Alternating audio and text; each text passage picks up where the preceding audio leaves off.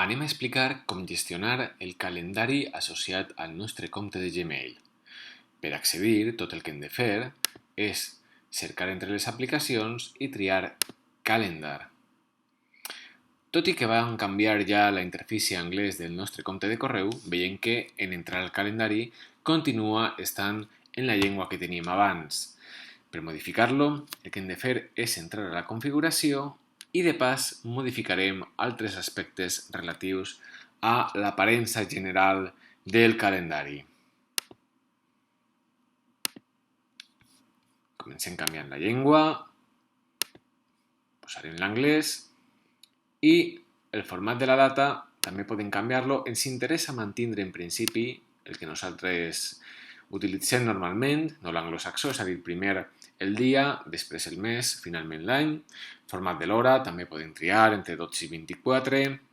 Si la setmana comença en dilluns, és important perquè moltes vegades podria canviar-se la configuració regional, a nosaltres ens interessa mantindre aquesta. Una altra cosa important és saber si volem que es mostri el cap de setmana o que només siguin els dies feiners, els que apareguin al calendari de dilluns a divendres. La vista predeterminada, això és molt personal, a mi m'agrada molt veure la del mes directament, 4 setmanes, i quan ja el tenim el que podem fer és desar i ja el tenim. Actualitzem la pàgina i podem veure que ja ens apareix tot en anglès.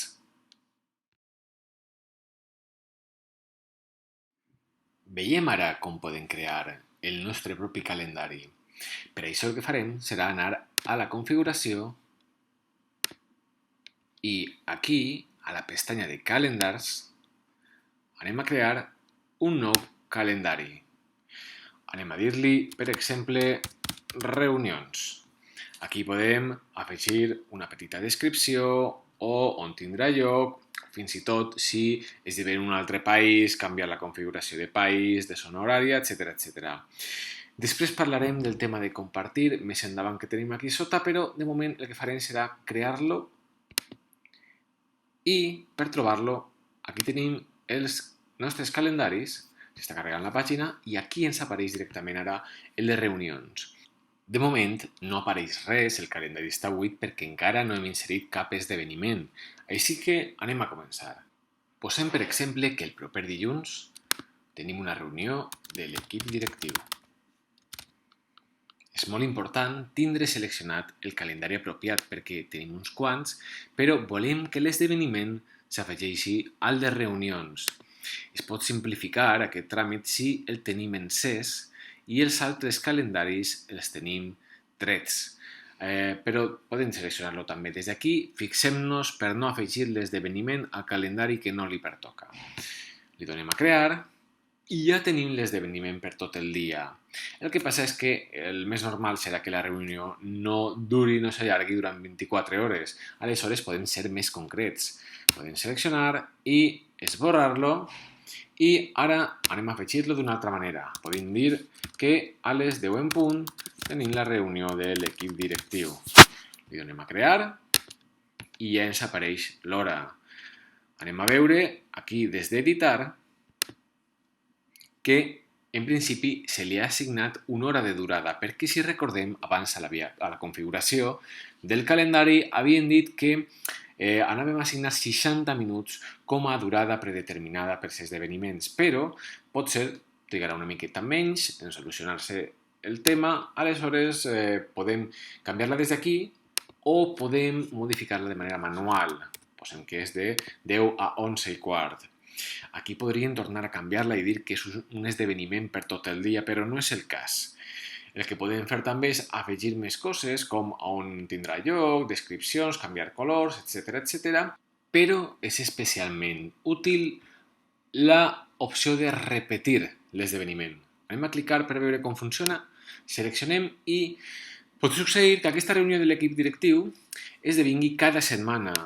Podria ser cada mes o cada any, n'hi ha diverses opcions, però posem, per exemple, que es repeteix cada setmana, els dilluns, podem també dir que, per exemple, és els dijous, i es repeteix, comença el dilluns que hem seleccionat i que acaba el dia, per exemple, a final d'any. el dia 31 de desembre.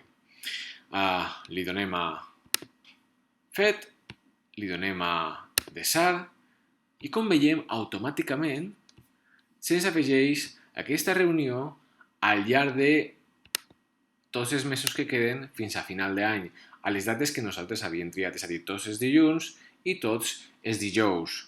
Si després volem esborrar alguna, que potser no es convingui, diguem que aquest dia, per exemple, és festiu, i el volem esborrar, li donem a delete i ens dirà si volem esborrar només aquesta, perquè aquest dia no es celebrarà, o totes les que venen a partir d'ara endavant, o totes fins i tot les que ja van passar, les que ja han succeït.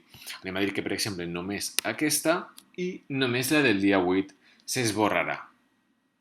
No cal dir que, per suposat, podem afegir esdeveniments que durin més d'un dia.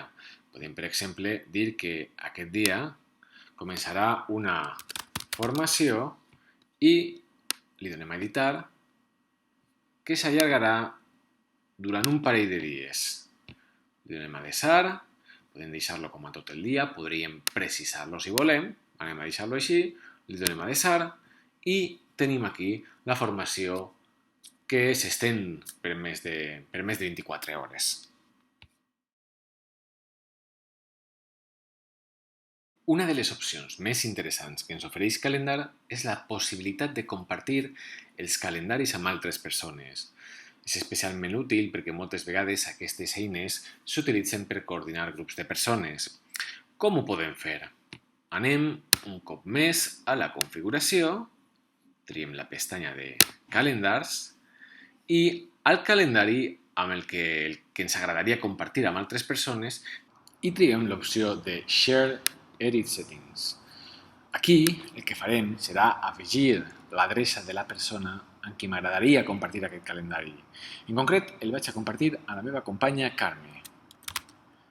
Tinc aquí l'adreça i veig que puc donar-li permisos per a diverses coses. Per exemple, puc començar a donar-li permisos perquè pugui editar el calendari, és a dir, per a fer canvis i també per a administrar quines persones tenen o no tenen capacitat per a editar-lo. La segona opció és que li donaria permís només per editar-lo, és a dir, per afegir o treure esdeveniments. Tenim també l'opció d'habilitar-li perquè només pugui veure els esdeveniments que apareixen al calendari però sense possibilitat de fer canvis i, en últim lloc, puc habilitar-li perquè vegi si jo tinc alguna reunió o no, és a dir, si estic ocupat o no, però sense arribar a veure els detalls de què és exactament el que tinc o el que no. En aquesta ocasió, jo vaig a donar-li permís perquè pugui fer canvis, és a dir, perquè pugui afegir o treure esdeveniments.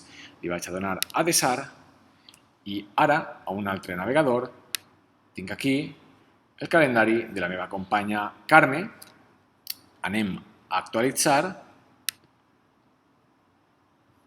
i aquí veiem que apareix el calendari de reunions que acabo de compartir amb ella. Com veiem, el pot veure, però anem a veure com també pot editar-lo. Per exemple, anem a dir que el dia 15 ella vol afegir una reunió al Departament d'Idiomes. Crea l'esdeveniment i si jo actualitzo el meu calendari, també m'apareix a mi l'afegit que ella acaba de fer. De la mateixa manera, si ella vol esborrar, per exemple, aquesta reunió, recordem que era una d'aquestes que es repeteix, volem esborrar només aquesta vegada, aquesta data concreta, desapareix només la del dia 23, si jo actualitzo el meu calendari, aquesta reunió ha desaparegut també. És a dir que estem treballant tots alhora sobre el mateix calendari i els canvis que un fa sobre el calendari es poden veure tots a la vegada.